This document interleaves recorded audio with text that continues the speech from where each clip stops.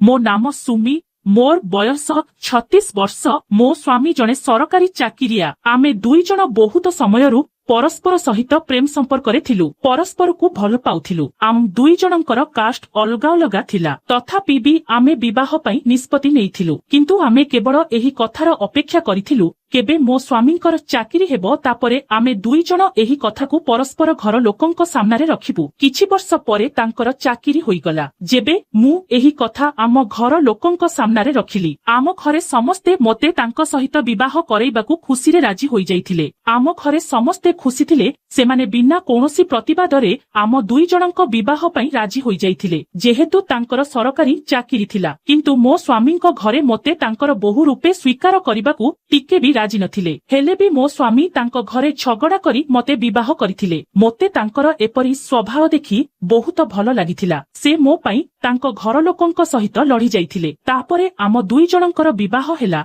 किंतु तांको घर लोके केही भी आम विवाहकू जोग देबाकू आसी नथिले सेठी केवल आम घर लोके ही थिले ओ मो स्वामींकर किछि सांग थिले तापरे आमे मो सासु घरे न रही बाहरे कौनसी स्थान रे घर भड़ा नहीं सेठी रहिबाकू चली गलु आम दुई जनकर प्रेम संपर्क बहुत निबिड़ थिला ओ आमे परस्पर सहित बहुत खुशी रे जीवन जापान करुथिलु मो स्वामींक घर लोके तांको बापा माँ सेमाने केबे भी आम घर को आसुनथिले कि मो सहित भलरे कथा भी हेउनथिले मो स्वामी तांको बाप मांकर गोटिए मात्र पुओ तांकर बहुत जमीबाड़ी थाए सेही सबु एबे मो ससुरंक नामरे रही थाए आमर एपरी प्रेम विवाह पई मो ससुर ओ तांको घर परिवार लोके आम प्रति अशांति थिले आम विवाहर 2 वर्ष बीती जाइथिले भी आमे कोनोसी पिला जन्म करिबाकू निष्पत्ति नै नथिलु आमे चाहुथिलु जेबे जाय मो सासु घरे आम प्रति थिबा असंतोष भावना सुधुरी न जाइछि सेबे जाय आमे कोनोसी पिला पिली ननेबाकू निष्पत्ति नैथिलु कारण आमर एही विचार थिला जे आम पिलांक पई तांक निज घर ओ संपत्ति रहिबो तापरे जाई आमे संतान पई प्रयास करिबु सेथि पई मु बहुत थर मो तरफरु ससुरंक सहित जोगाजोग करिबाकू प्रयास करिथिली मोर एहा संपूर्ण विश्वास थिला जे मु कोनोसी भी उपाय रे मो ससुरंको बुझे सबु ठीक करिदेबी मते केवल गोटिए मौकार आवश्यक थिला तांको मन परिवर्तन करैबाकू मो स्वामी एही विषय रे अभिज्ञ थिले तांकू न जेई मु अनेक थर मो ससुरंक सहित कथा हेबाकू प्रयास करिथिली किंतु सबु थर मते असफलता ही मिलिथिला ससुर आम दुई जनक उपरे एते रागिथिले जे आम सहित कथा हेबाकू भी चाहुनथिले मोते एसबु पई निजकू दोषी लागुथिला मोते लागुथिला जेपरी एसबु पई मु ही दायी मु चाहु नथिली जे मो पई मो स्वामी ओ तांको बाप मांक मध्यरे झगड़ा कली ओ असंतोष इत्यादि हेउ सेथि पई मु भाबुथिली मु एसबु को निज प्रयास रे समाधान करिदेबी बहुत थर प्रयास परे दिने मो सासुंक सहित मोर कथा हेला सेदिन ससुर घरे नथिले बाहर को जाइथिले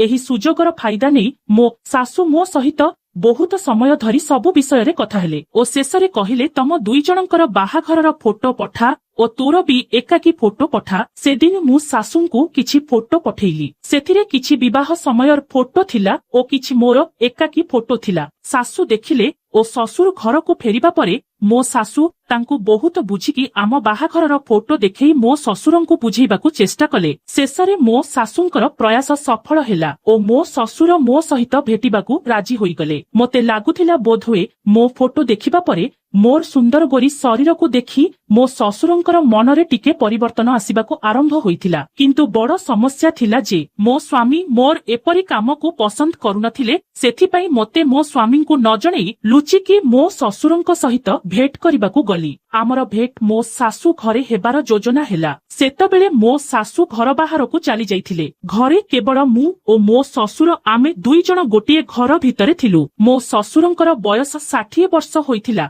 किंतु तांको शरीरर सतेजता गोटे जवान पुरुष परी देखा जाउथिला मो ससुरंक कथारु मु जानि पारि थाए जे से आम उपरे खास करी मो उपरे केते रागी कि थिले तांको रागभरा कथारु एपरी लागुथिला जे से सतरे मो स्वामी अर्थात तांको पुओकू तेजपुत्र करिबाकू मनरे निष्पत्ति नै सारिथिले ए सबु सुनि सारिबा परे मु तांको पाद धरी तळे पडिगली मु कांदी कांदी कहिबाकू लागिली जे बापा आपण एपरी काम करंतु नाही आमर एही छोट भूल पई आपण आपणक पुओकू तांको अधिकाररु वंचित करंतु नाही मोर एते सबु करिबा परे भी तांकर राग टिके भी शांत हेउ नथाए सेतबेले मु गोटे कथार हृदयंगम करि परुथाए ତାଙ୍କର ନଜର କିଛି ଅନ୍ୟ ପ୍ରକାର ଥାଏ। ଏପରି ତାଙ୍କ ହାବଭାବ ଦେଖି ମୋତେ ଟିକେ ଅସହଜ ଲାଗୁଥିଲା, କିନ୍ତୁ ମୁଁ ଚାହୁଁଥିଲି କିଛି ବି ପ୍ରକାରେ ତାଙ୍କୁ ଶାନ୍ତ କରି ତାଙ୍କୁ ମୋ କଥାରେ ମନେଇ ମୋ ସ୍ୱାମୀଙ୍କୁ ତାଙ୍କ ହକ ଅଧିକାର ଦେବା ପାଇଁ। ସେହି ସମୟରେ ମୁଁ ବାରମ୍ବାର ଏପରି କହୁଥାଏ ଯେ, ବାପା ଆପଣ ଯାହା କହିବେ ମୁଁ ସେମିତି କାମ କରିବାକୁ ରାଜି ଅଛି। ଏପରି କହିବା ପରେ ତାଙ୍କର ନଜର ବାରମ୍ବାର ମୋ ଶରୀର ଉପରେ ଥାଏ। ସେ ମୋତେ ତଳଠୁ ଉପର ଯାଏ ସେମିତି ଦେଖୁଥାନ୍ତି, ସତେ ଯେପରି ତାଙ୍କର କିଛି ଅତୃପ୍ତ ଇଚ୍ଛା ବାସନାକୁ ସେ ମୋ ଦ୍ୱାରା ପୂରଣ କରିବାକୁ ଇଚ୍ଛା କରୁଥିଲେ। ଏପରି ଅବସ୍ଥାରେ ମୁଁ ନିଜକୁ ସମ୍ଭାଳି ମୋର ସବୁ କିଛି ତାଙ୍କୁ ସମର୍ପଣ କରିବାକୁ ରାଜି ଥିଲି। କେବଳ ଚାହୁଁଥିଲି ଯେ ଯେମିତି ବି ହେଉ ସେ ମୋ ସ୍ୱାମୀଙ୍କ ଉପରୁ ନିଜର ରାଗ ଶାନ୍ତ କରିଦିଅନ୍ତୁ। ଓ କିଛି ସମୟ ଏପରି ଚାଲିବା ପରେ ମୋର ଯାହା ସନ୍ଦେହ ଥିଲା ତାହା ସତରେ ପରିଣତ ହୋଇଗଲା। ମୋ ଶ୍ୱଶୁର ମୋତେ ଏପରି କିଛି କଥା କହିଲେ, ଯାହା ଶୁଣିବା ପରେ ମୋ ପାଦ ତଳୁ ମାଟି ଖସିଗଲା। ଯଦିଓ ସେ ମୋତେ ସିଧା ସଳଖ କହିଲେ ନାହିଁ, ତଥାପି ସେ ମୋତେ ପ୍ରତ୍ୟକ୍ଷ ଭାବରେ ନିଜ ମନ ଭିତରେ ଦବି ରହିଥିଲା ସେହି କଥାକୁ ସେ ମୋ ସାମ୍ନାରେ ପ୍ରକାଶ କରିଦେଲେ। ଆମ ଦୁଇ ଜଣଙ୍କର ଏକାନ୍ତର ସୁଯୋଗ ଉଠେଇବାକୁ ସେ ସମ୍ପୂର୍ଣ୍ଣ ପ୍ରସ୍ତୁତ ଥିଲେ। ସେତେବେଳେ ମୋ ପାଖରେ ଏହା ବ୍ୟତୀତ ଆଉ କୌଣସି ଉପାୟ ନଥିଲା। ମୁଁ ଭାବିଲି ଏବେ ଏଠି ଯାହା ବି ହେବ ତାହା ଏହି ଘରର ଚାରି କାନ୍ଥ ଭିତରେ ହିଁ ହେବ, କାହାକୁ ଜଣା ବି ପଡ଼ିବନି। ମୁଁ ମୋ ଶ୍ୱଶୁରଙ୍କୁ କେବଳ ଗୋଟିଏ ଅନୁରୋଧ କଲି ଯେ ଆପଣଙ୍କର ଯାହା ଇଚ୍ଛା ହେଉଛି କରିପାରନ୍ତି, କିନ୍ତୁ ଏହି କଥା ଯେପରି ବାହାରେ କେହି ନ ଜାଣିବା ଦରକାର। ଏପରିକି ଆପଣଙ୍କ ସ୍ତ୍ରୀ କି ମୋ ସ୍ୱାମୀ ବି ନୁହେଁ, କାହାକୁ ବି ଏହି କଥା ଜଣାଯିବା ଉଚିତ ନୁହେଁ। ସେ ବି ମୋ କଥାରେ ରାଜି ହୋଇଗଲେ ଓ ତାଙ୍କର ସବୁ ଇଚ୍ଛା ସେ ପୂରଣ କଲେ। ପ୍ରଥମେ ମୋତେ ଅସହଜ ଲାଗୁଥିଲା ଓ ମୋ ପ୍ରତି ତାଙ୍କର ସ୍ୱଭାବ ଟିକେ ଜବରଦସ୍ତିର ଭାବ ଅନୁଭବ ହେଉଥିଲା, ତଥାପି ମୁଁ ତାଙ୍କ ସହିତ ସହଯୋଗ କରିବା ଜାରି ରଖିଥିଲି। କିଛି ସମୟ ପରେ ମୋ ଶାଶୁମା ବାହାରୁ ଘରକୁ ଫେରିଆସିଲେ। ସେତେବେଳକୁ ଆମର ସବୁ କାର୍ଯ୍ୟକ୍ରମ ଶେଷ ହୋଇଯାଇଥିଲା ଓ ଆମେ ଦୁଇ ଜଣ ବହୁତ ଖୁସି ଦେଖାଯାଉଥାଉ। ଏପରି ଲାଗୁଥାଏ ଯେପରି କେବେ ଆମମାନଙ୍କ ଭିତରେ କୌଣସି ରାଗ ମନମୁଟାବ ଓ ଅସନ୍ତୋଷର ସମସ୍ୟା ହିଁ ନଥିଲା। ଏହା ଦେଖି ମୋ ଶାଶୁ ବି ଟିକେ ଆଶ୍ଚର୍ଯ୍ୟ ହୋଇଯାଇଥିଲେ ଯେ ଆଜି ଯାଏ ଯେଉଁ ଶ୍ୱଶୁର ନିଜ ବୋହୂକୁ ପସନ୍ଦ କରୁନଥିଲା, ଆଜି ହଠାତ୍ କିପରି ଏସବୁ ବଦଳିଗଲା। ମାତ୍ର 2 ଘଣ୍ଟା ଭିତରେ ଏପରି କଣ ହେଲା ଯେ ଦୀର୍ଘ ବର୍ଷ ଧରି ଥିବା ଅସନ୍ତୋଷ ଖୁସିରେ ବଦଳିଗଲା। କିନ୍ତୁ ଶାଶୁ ମା ଏସବୁକୁ ଅଣଦେଖା କରି ସେ ଏହି କଥାରେ ଖୁସି ଥିଲେ ଯେ ଯାହା ହେଉ ମୋ ବୋହୂ ସବୁ କିଛି ଠିକ କରିଦେଲା। ଆମ ଘରର ଖୁସି ପୁଣି ଫେରି ଆସିଲା। ସେହିଦିନ ଠାରୁ ଆମ ପରିବାର ଲୋକଙ୍କ ଭିତରେ ଥିବା ସମ୍ପର୍କ ଠିକ ହୋଇଗଲା ଓ ମୋ ଶ୍ୱଶୁର ବି ତାଙ୍କ ଧନ ସମ୍ପତ୍ତିକୁ ମୋ ସ୍ୱାମୀ ନାମରେ କରିଦେବେ ବୋଲି କହିଲେ। ଏହା ଥିଲା ମୋ ଶ୍ୱଶୁରଙ୍କ ସହିତ ମୋର ପ୍ରଥମ ଦେଖା ଓ ତାଙ୍କୁ ମନେଇବାର ଶେଷ ଉପାୟ। ଏହା ଘଟିବା 2 ସପ୍ତାହ ପରେ ମୋ ଶ୍ୱଶୁର ତାଙ୍କ ପୁଅ ଅର୍ଥାତ ମୋ ସ୍ୱାମୀଙ୍କ ସହିତ କଥା ହେବା ଆରମ୍ଭ କଲେ। ସେବେଠାରୁ ଆମେ ଘରକୁ ଯିବା ଆସିବା କରିବା ଜାରି କଲୁ। ମଝିରେ ମଝିରେ ମୋତେ ମୋ ଶ୍ୱଶୁରଙ୍କ ସେବା କରିବାର ସୁଯୋଗ ମିଳୁଥାଏ ଓ ମୁଁ ମୋର ସମ୍ପୂର୍ଣ୍ଣ ସମର୍ଥ ଲଗେଇ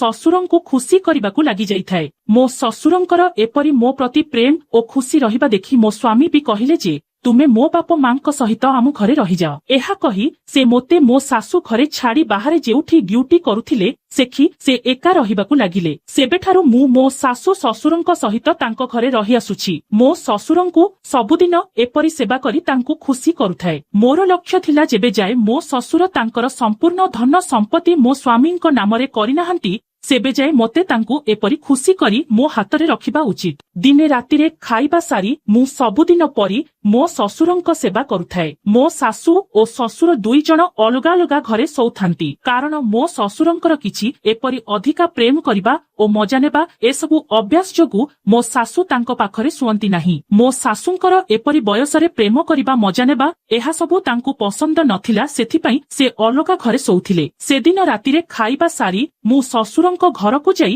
ତାଙ୍କ ସେବା କରୁଥିଲି। ସେହି ସମୟରେ ମୋ ଶାଶୁ ବାଥରୁମ ପାଇଁ ରାତିରେ ଉଠିଥିଲେ। ମୋ ଶ୍ୱଶୁରଙ୍କ ଘରୁ କିଛି ଅଲଗା ପ୍ରକାର ଶବ୍ଦ ଶୁଣି ସେ ଲୁଚିକି ଆସି ଝରକା କଣାରେ ସବୁ କିଛି ଦେଖିଦେଲେ। ତାପରେ ସେ କବାଟ ଠକ ଠକ କରି ବାଡେଇବାକୁ ଲାଗିଲେ। ମୋ ଶ୍ୱଶୁର ଜାଣି ସାରିଥିଲେ ଏହା ମୋ ଶାଶୁ ହୋଇଥିବେ। ମୋତେ ସେତେବେଳକୁ ବହୁତ ଡର ଲାଗୁଥିଲା କାଳେ ଏହି କଥା ମୋ ସ୍ୱାମୀଙ୍କୁ ଜଣା ପଡ଼ିଯିବ। ମୋ ଶାଶୁ କହିଦେଇ ପାରନ୍ତି, କିନ୍ତୁ ମୋ ଶ୍ୱଶୁର ସବୁ କିଛି ନିୟନ୍ତ୍ରଣ କରିନେଲେ। ମୋ ଶାଶୁକୁ କହିଲେ ତୁ ଯାହା ଦେଖିଲୁ ତାହା କେବେ ପୁଅକୁ କହିବୁ ନାହିଁ। ଯଦି ପୁଅକୁ ଏସବୁ ବିଷୟରେ ଜଣାପଡ଼େ ତାହେଲେ ତୋତେ ଜୀବନରୁ ମାରିଦେବି। ତୁ ତ ମୋତେ ମଜା ଦେଉନାହୁ। ଯଦି ବୋହୂ ମୋ ସେବାକାରୀ ମୋତେ ମଜା ଦେଉଛି ତାହେଲେ ସେଥିରେ ତୋର କୌଣସି ଆପତ୍ତି କରିବା ଉଚିତ ନୁହେଁ। ଏହାପରେ ସେ ଚୁପ ହୋଇଗଲେ ଓ ସେପରି କାମ ସେମିତି ଚାଲୁ ରହିବାକୁ ଦେଲେ। ମୁଁ ବି ସ୍ଥିର କରିନେଇଥିଲି ଯେତେ ଶୀଘ୍ର ସମ୍ଭବ ଧନ ସମ୍ପତ୍ତିକୁ ମୋ ସ୍ୱାମୀଙ୍କ ନାମକୁ ଟ୍ରାନ୍ସଫର କରି ଏଠାରୁ ଚାଲିଯିବା ମୋ ପାଇଁ ଠିକ ହେବ ଓ ମୁଁ 6 ମାସ ଭିତରେ ଶ୍ୱଶୁରଙ୍କ ସହିତ ଏପରି କିଛି ନାଟକ କରି ମୋର କାମ ହାସଲ କରିନେଇ ସେଠାରୁ ଚାଲିଗଲି। ମୋ ଶାଶୁ ମୋତେ ସେହି ଘଟଣା ପରେ ଏହା ବିଷୟରେ କହିଦେଇଥିଲେ ଯେ ଏହି ମଣିଷ ବହୁତ ଖରାପ। ସେ ଯେମିତି ମୋ ସହିତ ବ୍ୟବହାର କରିଥିଲା ଏବେ ତୋ ସହିତ ବି ସେମିତି ବ୍ୟବହାର କରିବ। ତୋ ଶ୍ୱଶୁର ଜଣେ ମଣିଷ ରୂପୀ ରାକ୍ଷସ। ତାକୁ କେବଳ ସ୍ତ୍ରୀ ଶରୀରର ଦରକାର। ସେ ଝିଅ ବୋହୂ କିଛି ମାନେ ନାହିଁ। ମୋର ଏପରି କିଛି କାମ କରିବା ହୁଏତ କିଛି ଲୋକଙ୍କୁ ଖରାପ ଲାଗିପାରେ, କିନ୍ତୁ ସେତେବେଳେ ମୋ ପାଖରେ ଏହା ଛଡା କିଛି ଉପାୟ ନଥିଲା। ମୋର ଏପରି କିଛି କାମ ଯୋଗୁଁ ଆଜି ଆମ ଘରେ ଖୁସିର ସହକାରେ ସବୁ କିଛି ଠିକ ଠାକ ଚାଲିଛି। ଭିଡିଓଟି ଭଲ ଲାଗିଥିଲେ ଗୋଟେ ଲାଇକ୍ କରିଦିଅନ୍ତୁ ଓ କିଛି ମତାମତ ଦେବାକୁ ଚାହୁଁଥିଲେ କମେଣ୍ଟ କରି ଜଣେଇବା ସହିତ ଏପରି ଆହୁରି କାହାଣୀ ଶୁଣିବାକୁ ଆପଣ ଆମ ଚ୍ୟାନେଲକୁ ସବସ୍କ୍ରାଇବ କରିନିଅନ୍ତୁ।